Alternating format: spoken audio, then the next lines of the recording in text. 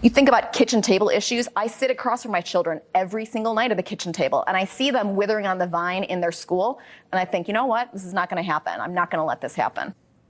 The president and founder of Parents Defending Education, who will be testifying to House Republicans today at a judiciary hearing concerning the Biden administration's alleged attack on parental rights. Educational issues taking center stage as the GOP seeking to explore what's being called President Biden's weaponization of the federal government.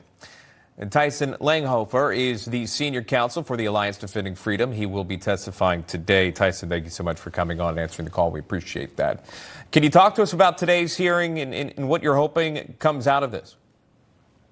Well, we're hoping to, shed light on the problem of the federal government coming in and essentially targeting parents for exercising their First Amendment rights, both for speech and for their parental rights at public school board meetings. You know, the President Biden, his attorney general issued this memorandum, which essentially told the U.S. attorney's offices to target these parents that are speaking out at school boards simply for exercising their constitutional liberties. And that's a real problem.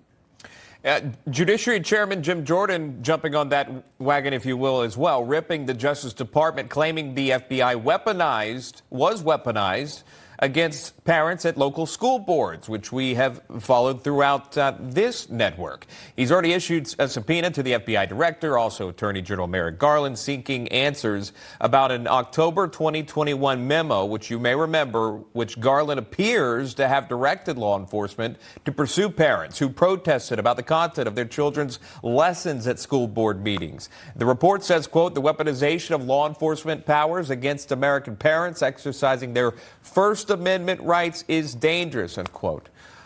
Can you talk about this report and this memo from Garland in 2021? And again, if you think back to that time, how upset parents were that they felt like they were being attacked for speaking out at a school board meeting. Yeah, what we've learned is essentially that the National Association of School Boards sent a letter to the White House, to President Biden, and they did that they coordinated with the White House in putting this letter together. They sent that letter to the White House, essentially asking the White House to take and use federal law enforcement power to investigate parents that are speaking out at these school board meetings.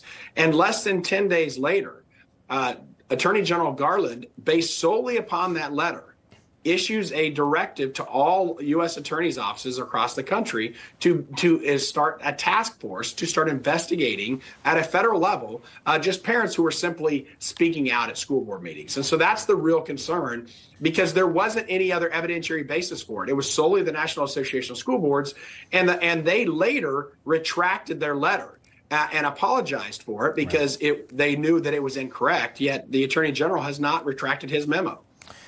Again, we'll wait to see what happens. That is today, that GOP hearing, essentially on free speech, parental rights, and again, as they call it, the weaponization of the government. Tyson Langhofer will be testifying. We appreciate your time, sir. Thank you, Tyson. Thank you.